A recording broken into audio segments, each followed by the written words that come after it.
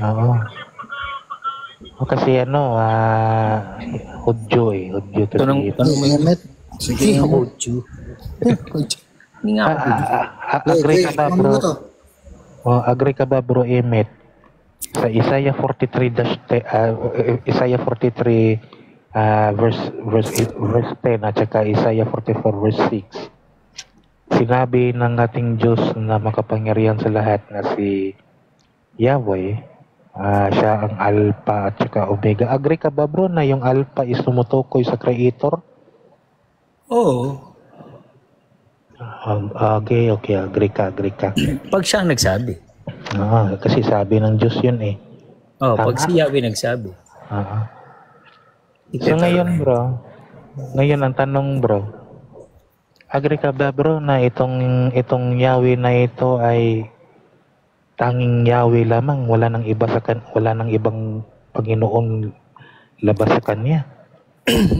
yung salita Panginoon kasi hindi ko pinapansin. Ibig sabihin ng master. Elohim. So yung Elohim, master o Panginoon? Diyos yun. Diyos. Yung Adonai naman, ano yung sa English? Master. Master o Lord? Yun yung katumbas ng master ng Lord, ng Panginoon. Okay, Lord. So there's no Lord beside Him, tama? Hindi, there is no God. There's no God. So ano yung nasa Shema, bro? There's no Lord or there is no God? Nakalagay naman doon, Adonai Eloheinu.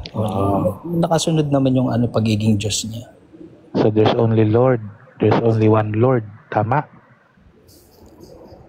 There's only one God. Kasi yung Lord, master lang ibig sabihin nun. Yung sa Shema, bro, ulitin ko yung Deuteronomy 6:4, basahin ko. Deuteronomy 6:4. Hear, O Israel, the Lord is our God, the Lord is one. Ngayon, ang tanong, bro, iisa lang ba ang Panginoon? Ayon dito sa Deuteronomy, o isa ang Diyos? Isa ang Diyos, malinaw naman, Shema Israel, Adonai Eloheinu. May kasunod na Diyos yun eh. Elohino, tapos yung kasunod ng Elohino? Adonai Ekad, pero binanggit Eloheinu. Okay. So kinukoy na Diyos yun. Agree ka ba, bro, na ang tinatawag na Yahweh ay tinatawag na Panginoon? Minsan ginagamit. Okay, basahin natin. Revelation chapter 1. Ito, basahin ko. Revelation chapter 1. When I saw him, I fell at his feet as though dead. Then he placed his right hand on me and he said, "Do not afraid, I am the first and the last." Agree ka ba, bro? Ang nagsasalita dito ang Diyos? I am the first and the last. Sinong Diyos yan? Diyos ng Israel. Diyos ng Israel ba yan? Israeli naman si si Juan Okay. Ganito kasi, Brother Jordex. Para sa akin, iba yung Diyos ni Jesus sa New Testament. Si Juan to, bro. Hindi to si Jesus. Si Juan ang nagsasalita. Hindi, ang pinapaliwanag ko, yung Diyos sa New Testament na Diyos ni Jesus, hindi yan si Yahweh. Hindi si Yahweh to. Para sa akin. So, sino pala tong Alpha and Omega na ito? Ibang Diyos yan kasi itong Diyos na to, tumatanggap to ng human sacrifice eh. Tapos itapusin ko yung pagbabasa.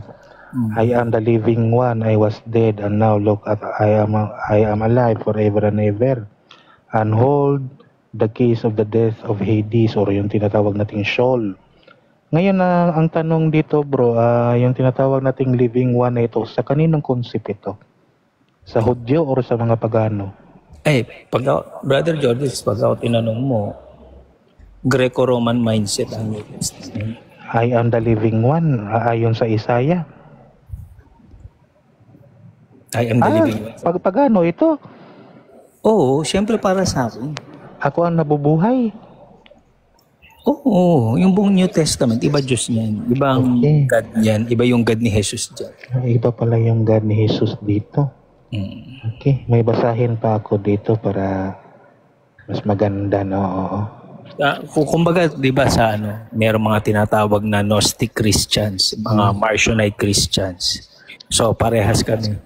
Para sa kanila iba yung Diyos ni Jesus sa New Testament. Time na. Time na. O sige, Okay, Emmett, baka gusto mo magtanong kay Jordex. Hindi, ang tanong ko para sa lahat ng kapatid nating Kristiyano. Yung una kong tanong, kung si Jesus ay sobrang importante at isa siyang Diyos anak o anak ng Diyos, okay, na bahala kung tao o Diyos siya. Nasaan siya simula 15 years old niya hanggang 30 years old? Yun yung una kong tanong. Yung pangalawa kong tanong, madali lang. No? Napanood nyo na ba yung The Carpenter's Son? Showing na yan eh. Baka tapos na, no? Storya ni Jesus, kaya lang bawal ipalabas na sa Pilipinas. Parang yung pelikula nung araw, yung kay Noah, kay Russell Crowe, pinagbawal din. Ngayon, yung pangatlong tanong ko, kung nabasa nyo na ba o napakinggan yung Book of James na kapatid ni Jesus, na itong libro na to, nasa isang museum. Ang story ng libro niya, na sinulat niya tungkol din sa kapatid niya, si Jesus ay tao. Yun lang mga kapatid, maraming salamat. Okay, sige, mami, sasagutin kanila sa kanilang pahayag. Isgad, sino gusto mong tanongin? Isgad. Wala ako kasi, wala ako kanina. Hindi ko alam ang takbo ng usap. Makikinig muna. Okay, yung paksa natin kanina, yung naglatagan. Sige, inactive, ikaw naman, sino gusto mong tanongin?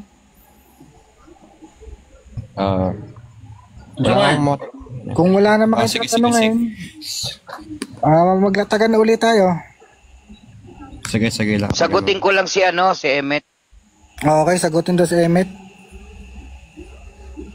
Ang tanong po ni Emmett ay tungkol sa 15 years old, no? Ang Panginoong Jesucristo. Ganito mababasa natin. Ay, hindi pala ako naka-open ng cam.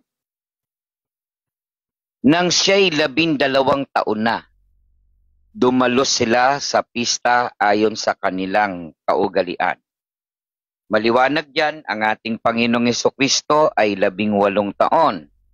Pagkalipas ng 3 araw, si Jesus ay natagpuan nila sa loob ng templo. Siya'y nakaupong kasama ng mga guro. Nakikinig siya at nagtatanong sa kanila. 47. At ang lahat ng nakarinig sa kanya ay hangang-hanga sa kanyang katalinuhan. Marunong talaga't matalino ang Panginoong Jesucristo na manghari ng kanyang mga magulang. Si Maria hangang-hanga Sinabi sa kanyang ina, "Anak, bakit mo naman ginawa ito sa amin? Lubha ang aming pag-aalala ng iyong ama sa paghahanap sa iyo." Talagang nagpakadalubhasa ang Panginoong Jesucristo. Sumagot si Jesus, "Bakit po ninyo ako'y nahanap? Hindi po ba ninyo alam na ako'y dapat mamalagi sa bahay ng aking ama?" Ngayon, ang tanong niya, yung 15 years old. So, nasagot ko yung 12 years old. Baka nagkakamali lang ng diwa si Kuya Demet. 12 years old hanggang sa 30 years old, ganito naman ang naganap sa ating Panginoong Jesucristo. Kaya hindi na po natin nakita ang ibang mga konsepto ng ginawa ng Panginoong Jesucristo na hindi na naitala sa Biblia. Siya'y sumama sa kanila pauwi sa Nazaret. Siya'y naging masunurin sa kanila at ang lahat ng bagay na ito, iningatan ang kanyang ina sa kanyang puso. May pamamaalam din Patuloy na lumaki si Jesus. Lumawak ang kanyang karunungan at lalong naging kalugod-lugod sa Diyos. Nasaan ang ating Panginoong Jesucristo kung importante siya? Kuya Demet, sabi, nasa Nazaret. Naging masunurin, lumaki, nagdagdag ng kaalaman o karunungan sapagkat ito ang kalooban ng ating Panginoong Diyos. Ngayon, kung tatanungin mo, bakit hindi nakasulat? Bakit marunong ka pa doon sa nakasulat?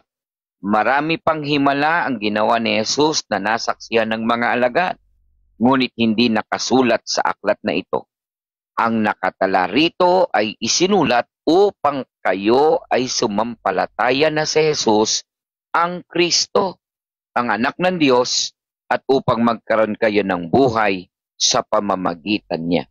Ang Panginoong Jesucristo ay nagpakadalubhasa ng karunungang mula sa Diyos, at kung meron mang hindi na isulat sa kanyang paglaki sa buhay ministeryo, sapat ang pagkilala kay Kristo na si Kristo'y anak ng Diyos na dapat nating sampalatayanan at ikapagkakaroon ng buhay na walang hanggan.